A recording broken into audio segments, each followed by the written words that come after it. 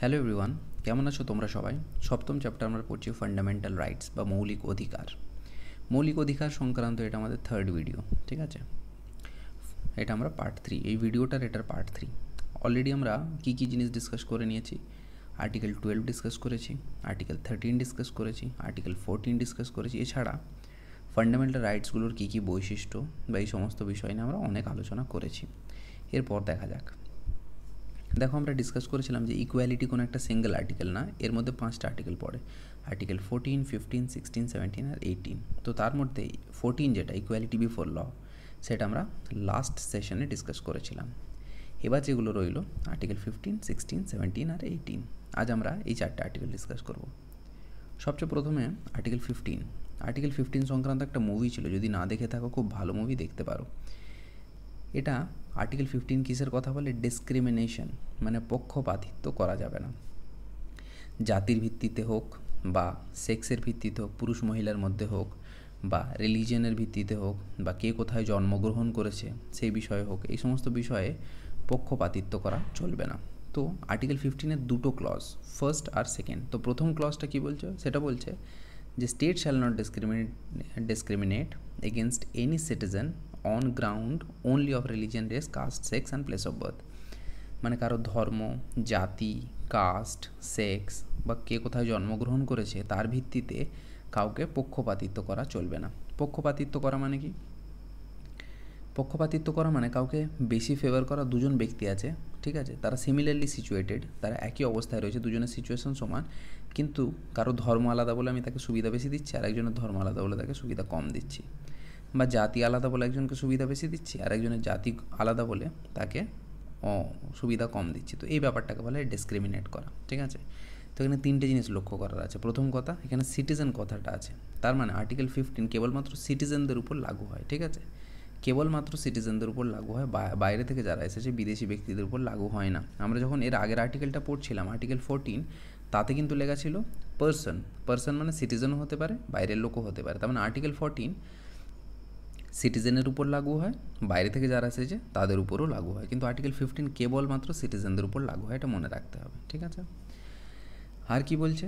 আর বলছে যে ডিসক্রিমিনেশন, এই শব্দটা আমরা অলরেডি ব্যাখ্যা করে নিই। আর একটা কথা এখানে দেখো উল্লেখ আছে, অনলি, মানে কেবলমাত্র ধর্ম, জাতি বা সেক্স, প্লেস অফ বার্থের ভিত্তিতে কাউকে ডিসক্রিমিনেট করা যাবে না, কেবলমাত্র। তার মানে কি, অন্যান্য কোনো বিষয়ে যদি পক্ষপাতিত্ব করা হয় তাহলে কিন্তু সেটা অ্যাকসেপ্টেবল হতে পারে, ঠিক আছে? অন্য কোনো বিষয়ে যদি পক্ষপাতিত্ব করা যায় তাহলে সেটা অ্যাকসেপ্টেবল হলেও হতে পারে। আচ্ছা, আর্টিকেল 15-এর ফার্স্ট ক্লজ আমরা জেনে নিলাম। আর্টিকেল 15-এর সেকেন্ড ক্লজটা কী বলছে? বলছে যে কোনো ব্যক্তিকে ধর্ম, জাতি, তার সেক্স, প্লেস অফ বার্থ, এই সমস্তর ভিত্তিতে কোনো পাবলিক প্লেস, সেটা রেস্টুরেন্টও হতে পারে, হোটেল হতে পারে, ঠিক আছে, বা যে কোনো পাবলিক প্লেস হতে পারে, পাবলিক টয়লেট হতে পারে, বাস স্ট্যান্ড হতে পারে, রেলওয়ে স্টেশন হতে পারে। তো সেইখানে কাউকে সার্ভিস দেওয়া বা এন্ট্রি দেওয়াতে কেউ কাউকে ডিসক্রিমিনেট করতে পারে না, স্টেটও করতে পারে না, সাধারণ কোনো ব্যক্তিও করতে পারে না। মানে প্রথম ক্লজটা যেমন বলা হয়েছিল যে কেবলমাত্র স্টেটের কথা বলা হয়েছিল, যে সরকার যেন ডিসক্রিমিনেট না করে। সেকেন্ড ক্লজে বলা হচ্ছে যে সরকারও ডিসক্রিমিনেট করবে না, সাধারণ আম পাবলিকও ডিসক্রিমিনেট করবে না কারো এগেনস্টে। মানে তুমি বাস স্ট্যান্ডে দাঁড়িয়ে রয়েছো, কিন্তু দেখছো যে পাশের একজন ব্যক্তি আরেকজন ব্যক্তিকে ঢুকতে দিচ্ছে না, কারণ সে অন্য জাতির বলে। তো এটাই হচ্ছে ডিসক্রিমিনেশন করা, তো এটা করা চলবে না। তো ফার্স্ট প্রভিশনটা কথা বলছিল কেবলমাত্র স্টেটের বিরুদ্ধে, মানে স্টেট ডিসক্রিমিনেট করতে পারবে না। সেকেন্ড প্রভিশনটা বলছে যে স্টেটও করতে পারবে না, কোনো প্রাইভেট ইন্ডিভিজুয়াল, কোনো সাধারণ ব্যক্তিও করতে পারবে না। এবার আর্টিকেল 15-এর কিছু কিছু ব্যতিক্রম আছে, ঠিক আছে? 3টে ব্যতিক্রম মনে রাখতে হবে। প্রথম ব্যতিক্রম হচ্ছে যে যদি সরকার চায় তাহলে চিলড্রেনদের জন্য, বাচ্চাদের জন্য বা উইমেনদের জন্য, মানে মহিলাদের জন্য স্পেশাল কোনো ব্যবস্থা করতে পারে। অনেক সময় তোমরা দেখে থাকবে পাবলিক প্লেসে লেডিস সিট বলে রিজার্ভ সিট থাকে, সেখানে কেবলমাত্র লেডিসরাই বসবে। তো এই যে ব্যবস্থায় কোনো একটা স্পেশাল প্রভিশন মহিলাদের জন্য যদি সরকার চায় তো করতে পারে, সেখানে কিন্তু বলা চলবে না যে ডিসক্রিমিনেশন হচ্ছে, এটা কিন্তু ডিসক্রিমিনেশন নয়, তাদের জন্য স্পেশাল সুবিধা দেওয়া হচ্ছে, ঠিক আছে? দ্বিতীয় বলছে যে যারা ব্যাকওয়ার্ড, এসসি, এসটি বা ওবিসি, তাদের জন্যও কিন্তু কোনো এডুকেশনালি বা সোশ্যালি যারা ব্যাকওয়ার্ড তাদেরকে কিন্তু কোনো সুবিধা দিলেও দেওয়া যেতে পারে সরকারের দ্বারা, এটাও কিন্তু আর্টিকেল 15-এর উল্লঙ্ঘন হচ্ছে বলে ধরা চলবে না।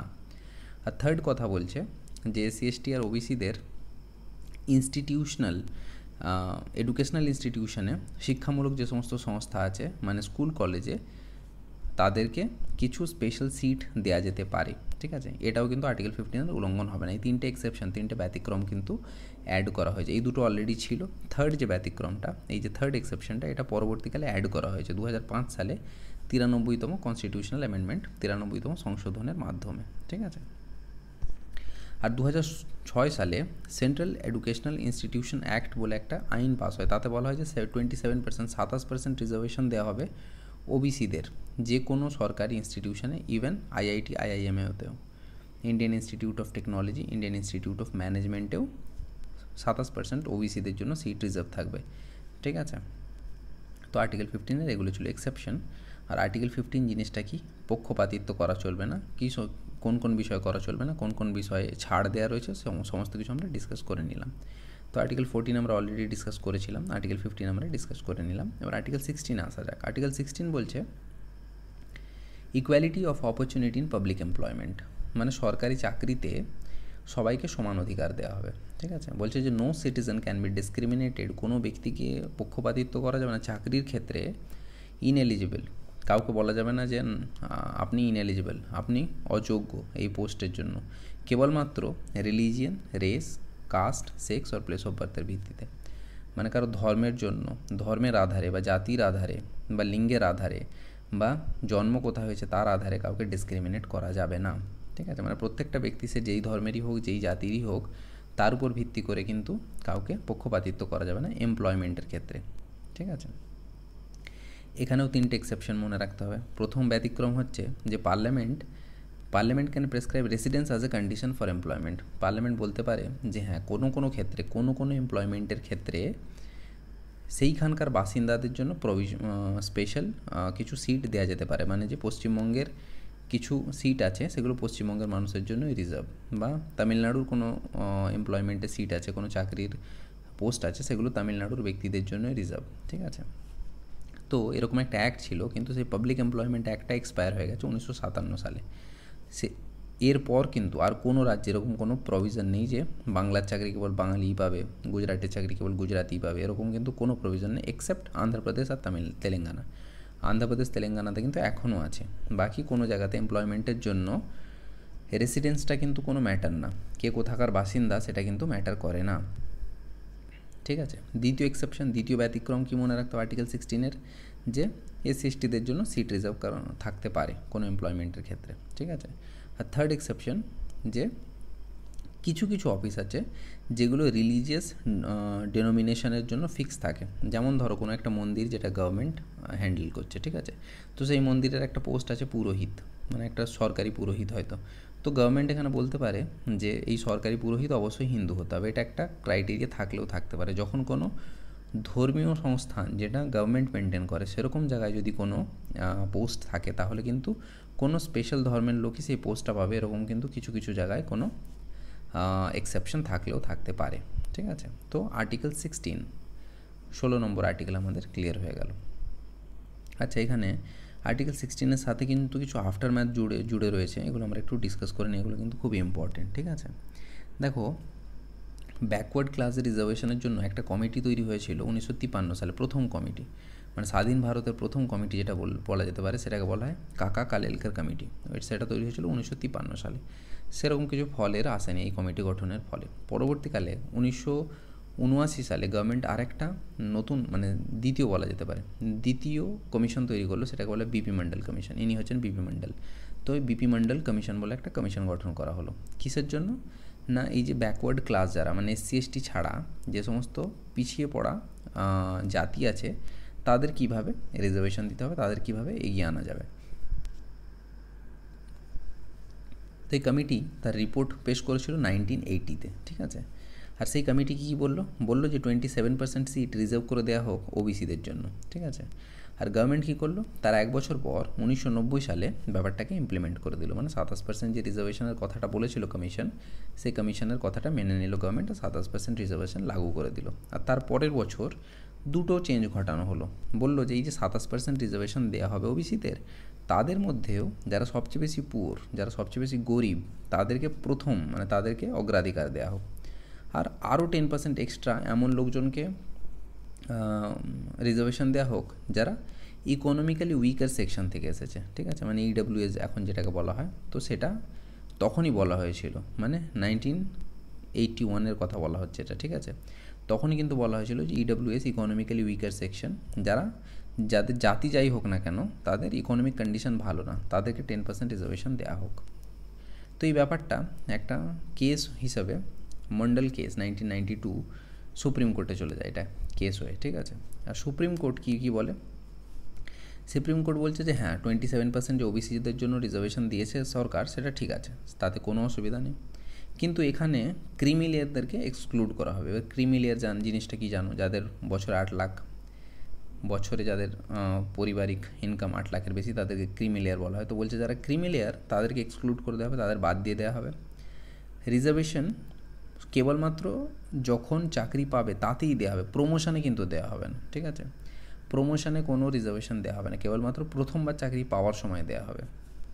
আর কি বলছে যে এই এত রকমের রিজার্ভেশন দিচ্ছ, যে এসসিদের রিজার্ভেশন দিচ্ছ, এসটিদের দিচ্ছ, ওবিসিদের দিচ্ছ, ইকোনমিক উইকার সেকশনদের দিচ্ছ, তো যাই দাও না কেন 50% যেন এক্সিড না করে, মানে টোটাল যতগুলো সিট ওপেন থাকবে, মানে ধরো 100টা ভ্যাকেন্সি আছে, তার মধ্যে 50টা যেন ওপেন থাকে, 50টার মধ্যে তোমরা যা রিজার্ভেশন দেওয়ার দাও, কিন্তু 50% যেন ক্রস না করে লিমিট।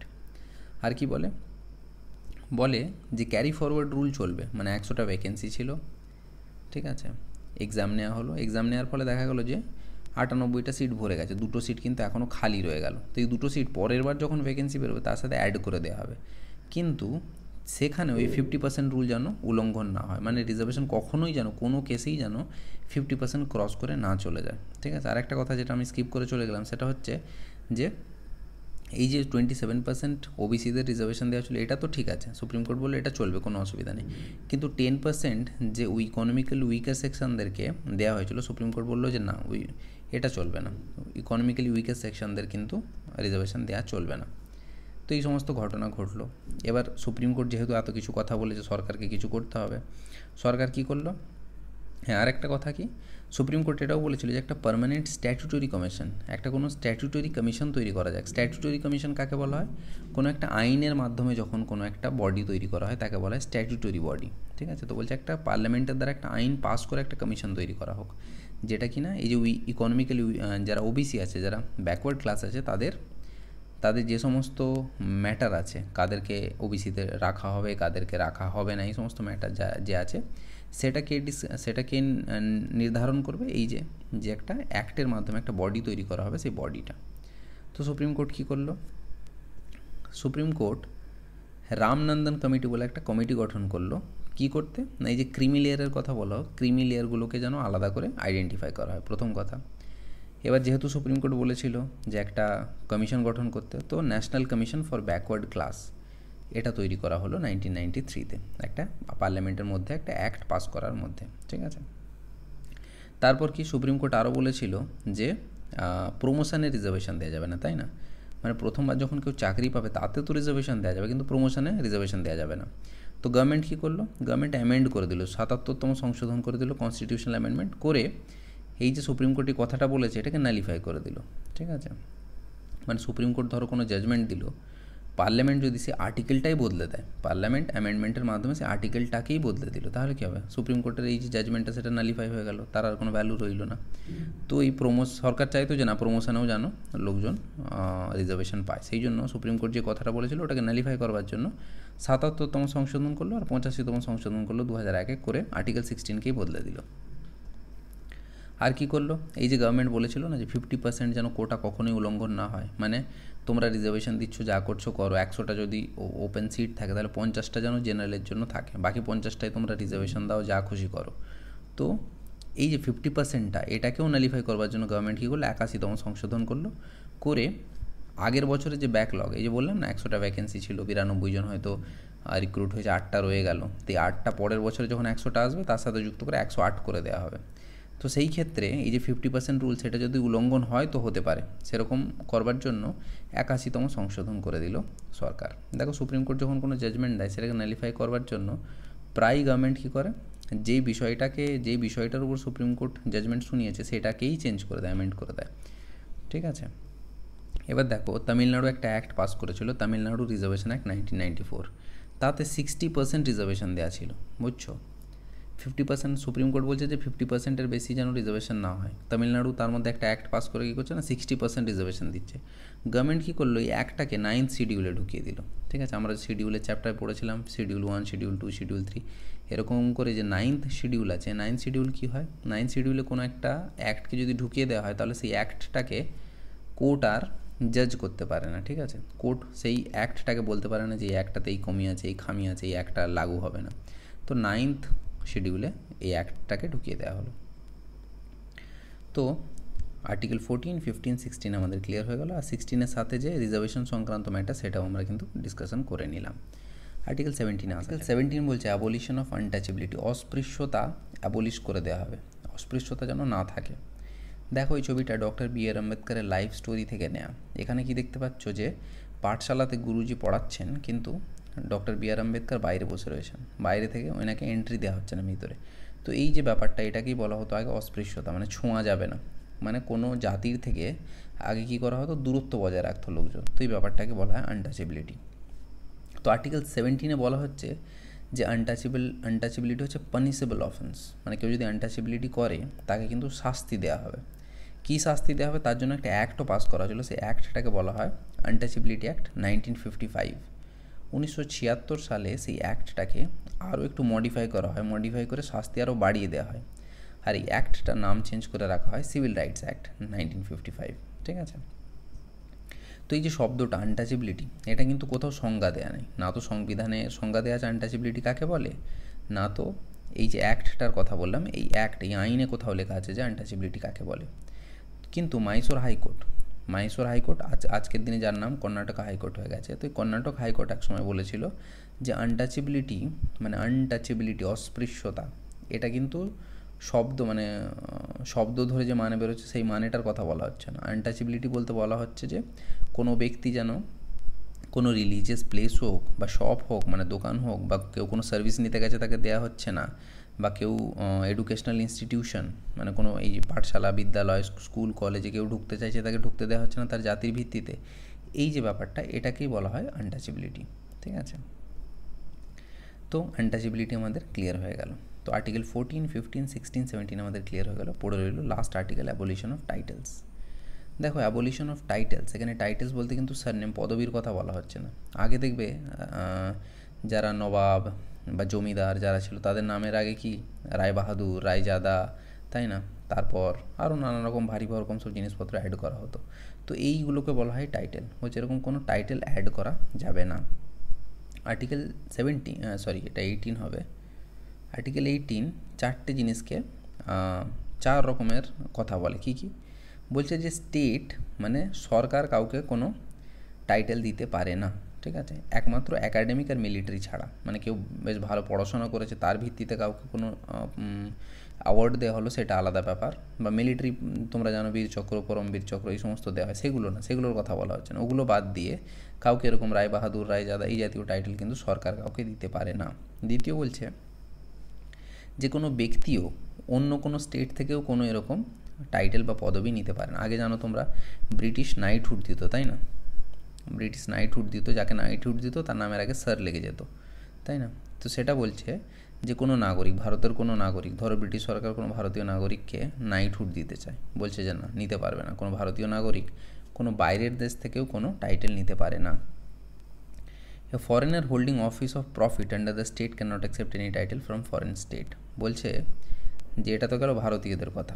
ভারতের মধ্যে কোনো একজন ভারতীয়, মানে কোনো একজন বিদেশি ব্যক্তি ভারতের মধ্যে কাজ করছে সরকারের আন্ডারে, সেও কিন্তু বাইরের দেশ থেকে কোনো টাইটেল নিতে পারবে না। ঠিক আছে, তাকে যদি নিতে হয় তাহলে কি করতে হবে না, প্রেসিডেন্টের থেকে পারমিশন নিতে হবে। তো প্রেসিডেন্টের থেকে পারমিশন নেওয়া মানে বুঝতে পারছো অনেক কঠিন ব্যাপার।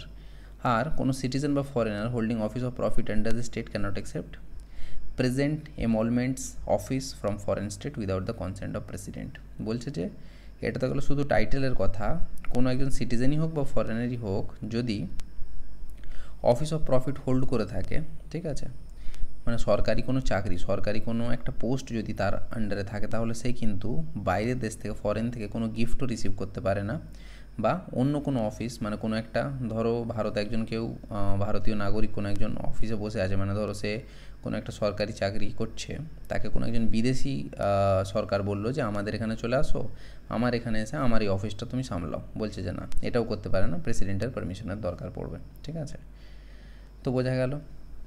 এখানে কিন্তু এই টাইটেল বলতে কিন্তু এখানে হেরিডেটারি টাইটেলের কথা বলা হচ্ছে। এই যে রাজা, মহারাজা, রাজা বাহাদুর, রাই সাহাব, এই সমস্ত যে দেখেছো তোমরা আগে, এই সমস্ত জমিদাররা নিজের নামের আগে এই সমস্ত অ্যাড করতো, তো এই টাইটেলের কথা কিন্তু বলা হচ্ছে এখানে। কিন্তু কেউ হয়তো পিএইচডি হোল্ড করলো, তার নামের আগে ডক্টর লেগে যায়, তো সেটাকে কিন্তু এখানে বলা হচ্ছে না। ঠিক আছে, কেউ হয়তো পিএইচডি করলো, তার নামের আগে লেগে গেল ডক্টর অমুক, তো কেউ বলবে যে না, তুমি তো আর্টিকেল 18-এর উল্লঙ্ঘন করছো, এরকম না কিন্তু। ঠিক আছে, অ্যাকাডেমিক কোয়ালিফিকেশান কারণ নামের আগে লাগতে পারে, কোনো অসুবিধা নেই। ঠিক আছে, এর মধ্যে কেউ একজন আবার পিটিশন ফাইল করেছিল, সরকার যেই ভারতরত্ন বা পদ্মশ্রী, পদ্মভূষণ, পদ্মবিভূষণ, এই সমস্ত টাইটেল যেগুলো দেয়, তাহলে তো এগুলোও বারণ হয়ে যাবে। সুপ্রিম কোর্ট 1996-এ বলেছিল যে না, এগুলো কোনো অসুবিধা নেই, এই যে সরকার যে সমস্ত টাইটেল দিচ্ছে, ভারতরত্ন, পদ্মভূষণ, পদ্মবিভূষণ, এগুলো কিন্তু রাজি আছে, এগুলো দেওয়া যেতে পারে, কোনো অসুবিধা নেই, কারণ এগুলো হেরিডেটারি টাইটেল না। ঠিক আছে, আগে দেখো জমিদাররা কি নিজে তো কিছু করলো না, জমিদার মানে হয়তো জমিদার, তার ছেলে জমিদার, সে না নিজের নামের আগে রায় বাহাদুর, রায়জাদা লাগিয়ে নিল। কিন্তু ভারতরত্ন পাওয়াটা তো কিন্তু মুখের কথা নয়, ভারতরত্ন পেতে গেলে তোমাকে সেরকম কাজও করতে হবে, তাই না? তবে তো তুমি ভারতরত্ন পাবে, বা তুমি এমন একটা কাজ করলে তবে তো তুমি পদ্মভূষণ, পদ্মবিভূষণ পাবে। তো এগুলো কি অ্যাকোয়ার করা টাইটেল, এগুলো কিন্তু ফ্রি ফান্ডে পাওয়া টাইটেল না। কিন্তু এই যে রায় বাহাদুর, রায়জাদা, এগুলো তো মানুষ, লোকজন নিজেকে আলাদা করবার জন্য, ডিস্টিংক্ট মানে আলাদা নিজের পরিচয় পাওয়ার জন্য নিজের নামের আগে জবরদস্তি লাগাতো, সেই জন্য এই টাইটেলগুলোকে অ্যাবলিশ করা হয়েছে, যাতে করে কিনা কেউ ছোটো বড়ো না থাকে। বোঝা গেল?